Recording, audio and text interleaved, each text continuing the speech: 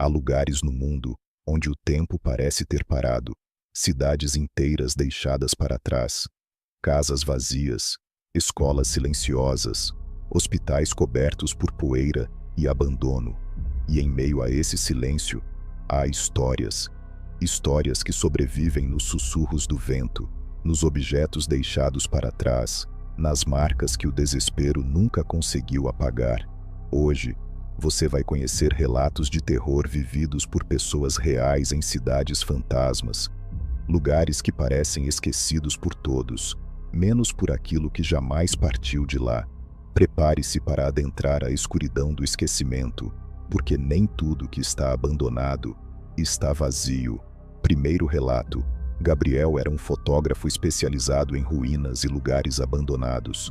Seu portfólio era recheado de registros sombrios, escolas caindo aos pedaços, estações de trem cobertas por mato, casas onde o tempo havia parado. Mas nada se comparava ao que ele viveu em Pedras Negras, uma antiga vila de mineração no alto da Serra Fluminense, abandonada desde os anos 70. Ele havia descoberto a vila por acaso, em um fórum de exploradores urbanos.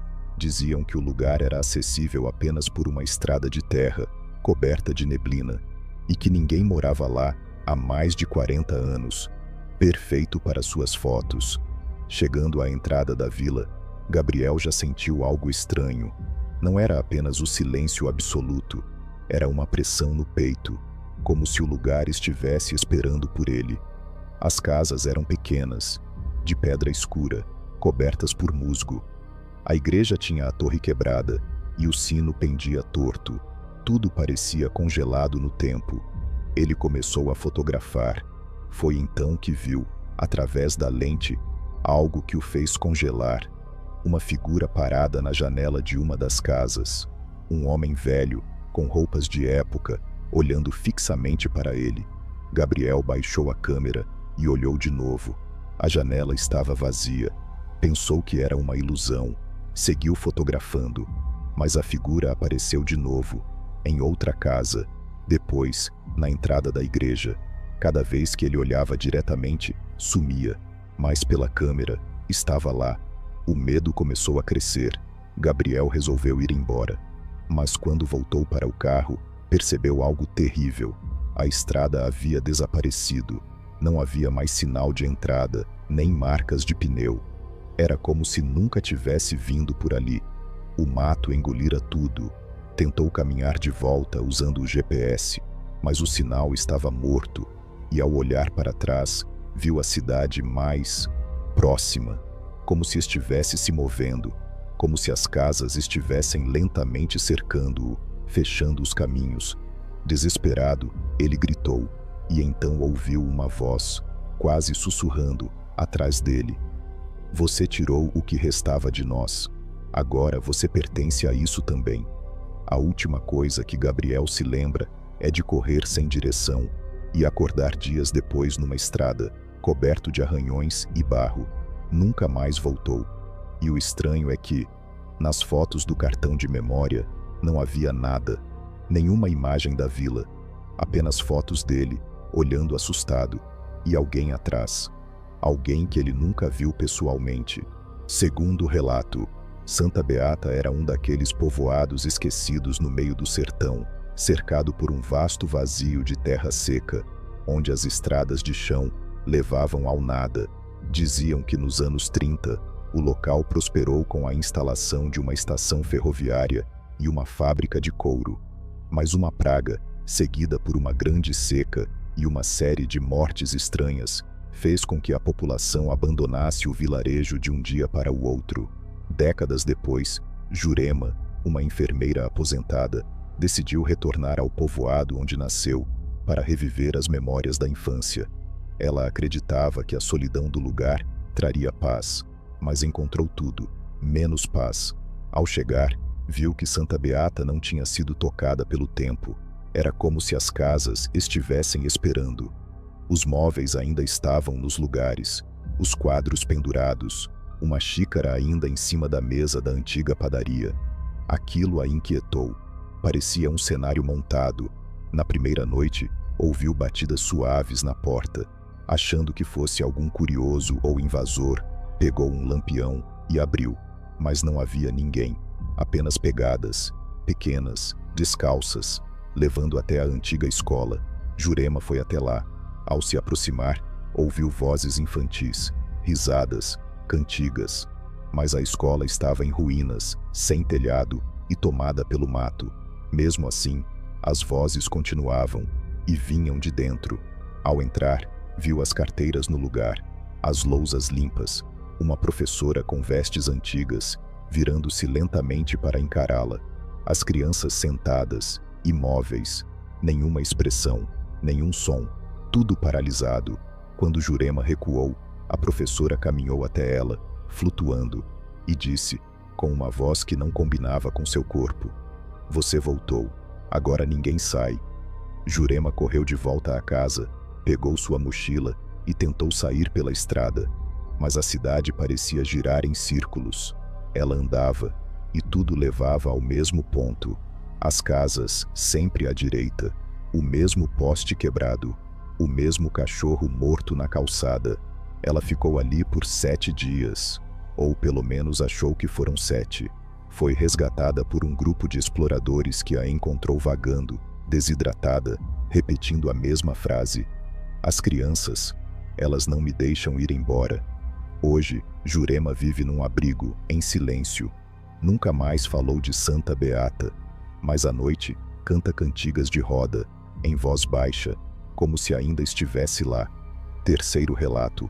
Rodrigo era um documentarista iniciante, apaixonado por histórias esquecidas do Brasil profundo. Seu novo projeto era filmar locais submersos por represas nos anos 50 e 60, quando comunidades inteiras foram relocadas ou simplesmente ignoradas. Foi assim que conheceu a história de Araçuá, uma antiga cidade afogada após a construção da represa de São Clemente. As ruínas de Araçuá só podiam ser vistas em épocas de seca extrema, quando o nível da água baixava e revelava os escombros. Uma igreja aqui, uma praça ali e até um cemitério parcialmente à mostra. Rodrigo conseguiu uma autorização especial e partiu com seu drone, câmera e lanternas de mergulho. O sol castigava o solo rachado, e no fundo do antigo vale, as torres da igreja surgiam como ossos de um gigante morto.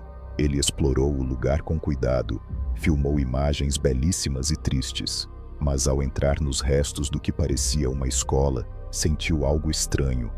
Um eco abafado, vindo debaixo da terra, vozes, sussurros, lamentos.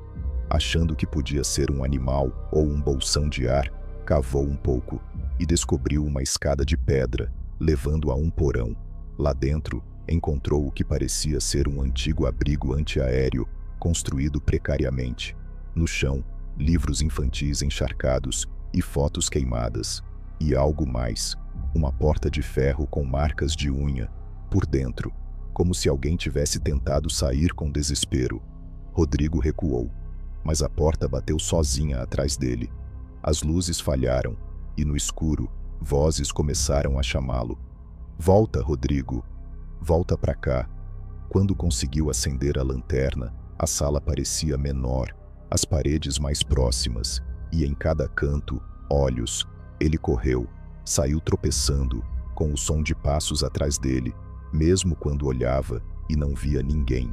De volta à superfície, o céu já estava escuro, mas o drone, que ele havia deixado no ar, ainda estava ligado.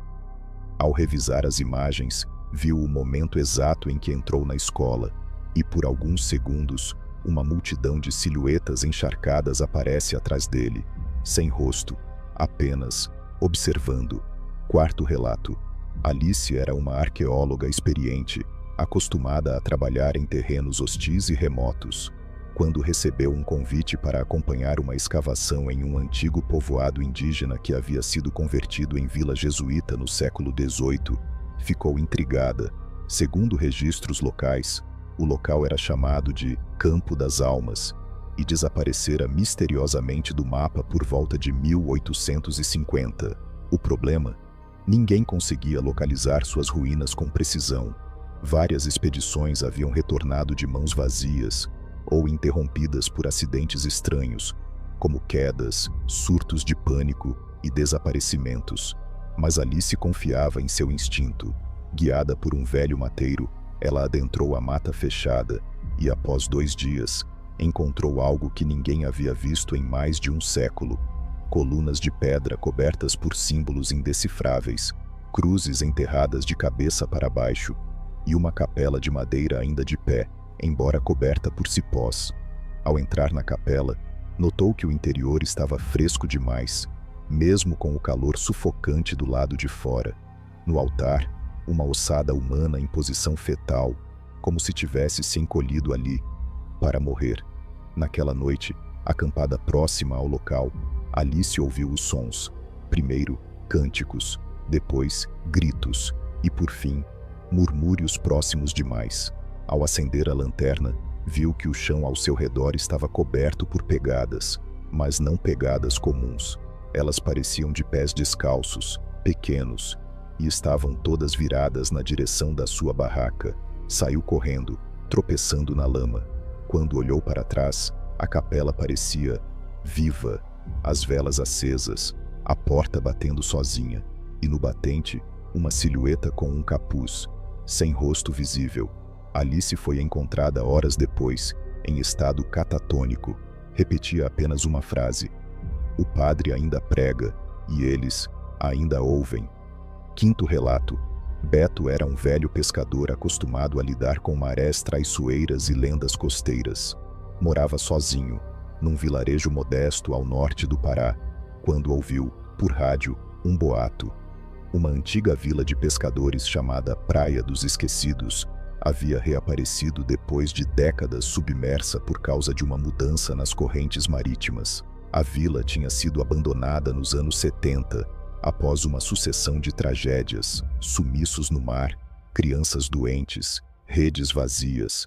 Diziam que os antigos pescadores haviam feito um pacto com uma entidade marítima para garantir fartura, e que o preço cobrado foi alto demais, movido pela curiosidade e pela saudade do irmão que sumira na juventude.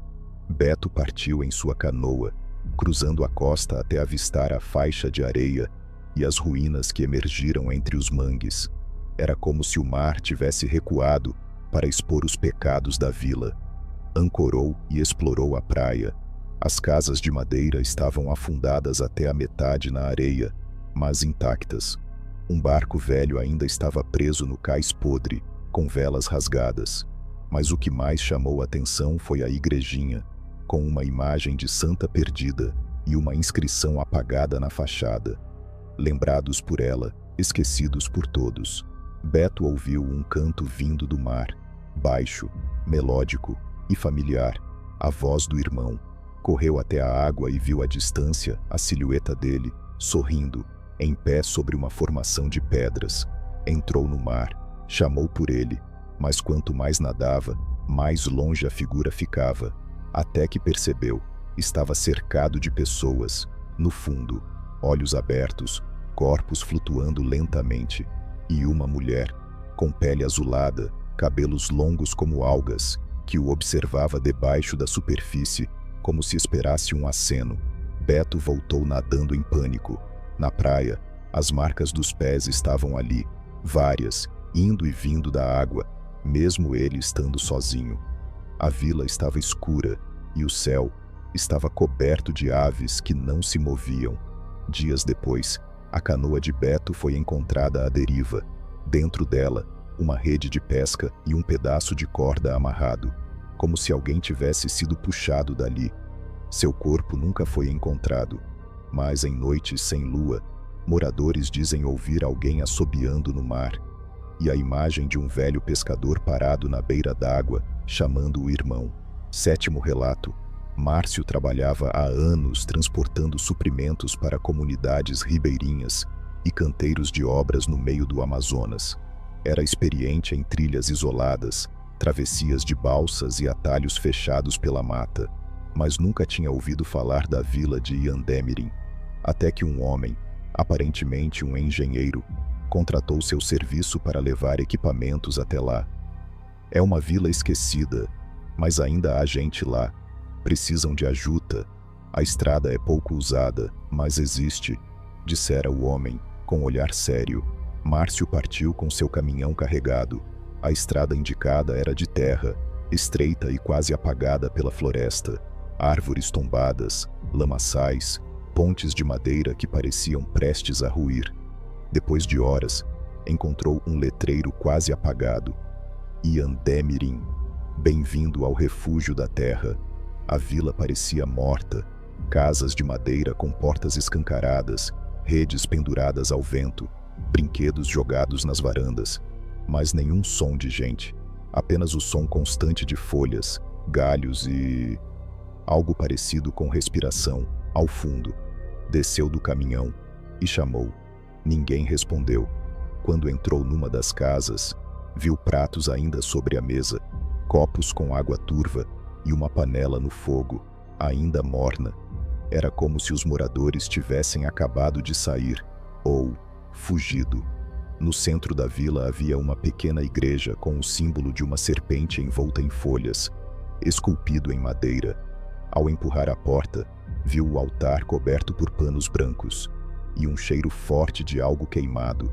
Na parede, marcas de mãos em sangue seco e uma frase escrita várias vezes. Ela voltou, ela voltou, ela voltou. Márcio voltou correndo para o caminhão, mas ao girar a chave, nada. O motor estava morto, e então percebeu que algo se movia no espelho retrovisor. Atrás dele, saindo da floresta, dezenas de figuras, magras, nuas, com os olhos totalmente negros. Algumas tinham a pele coberta de folhas, outras arrastavam galhos, como se fossem parte da vegetação. Márcio correu pela estrada a pé. Não lembrava de ser tão longa. A floresta parecia se fechar a cada passo. Os sons de gritos e sussurros vinham de todos os lados. Árvores com marcas de rostos, raízes que se enrolavam como serpentes. Foi encontrado 3 dias depois, por um helicóptero da Defesa Civil. Estava em estado de choque, desidratado, e só conseguia dizer: a vila respira, ela é viva, e não quer ninguém saindo. 8º e último relato. Alvoradinha era uma vila esquecida no coração do sertão baiano. Não aparecia em mapas modernos e só era lembrada nas histórias de caminhoneiros antigos que diziam que a cidade aparecia quando queria. Ninguém sabia ao certo se era um mito ou um tipo de maldição. Dona Teresa, já com mais de 70 anos, jurava ter vivido ali por toda a juventude. Ela contava histórias sobre um tempo em que a cidade era cheia de vida, com feiras barulhentas, missas de domingo e festas de São João que duravam 3 dias. Mas tudo mudou no dia em que chegou um homem, com um burro branco e uma capa escura. Ele apareceu durante uma seca severa, oferecendo chuva em troca de devoção. A vila aceitou, e naquela mesma noite, a chuva caiu como nunca antes. Poços se encheram, o açude transbordou, mas junto com a água vieram as vozes, e os sonhos, e os olhos vermelhos nas sombras. Alguns diziam que a vila havia vendido sua alma, outros que o homem era o próprio cão, disfarçado. No mês seguinte, a cidade sumiu, literalmente. Teresa contou que acordou numa cidade vazia, sem som, sem cheiro e sem céu. Tudo era cinza, tudo era igual, como um reflexo do mundo, sem vida. Ela passou anos tentando sair, anos, e tudo o que encontrava eram caminhos que a levavam de volta à mesma praça, ao mesmo coreto, à mesma feira abandonada, até que um dia, um grupo de geólogos chegou à região em busca de cavernas fósseis. Um deles, sem querer, encontrou Teresa vagando pela caatinga, com roupas de outro século e falando como se ainda estivesse nos anos 60. Ela foi levada a um hospital, onde repetia: a cidade tá viva, moço. A feira toca todo dia, mas é só assombração comprando o que não precisa, com almas que não têm.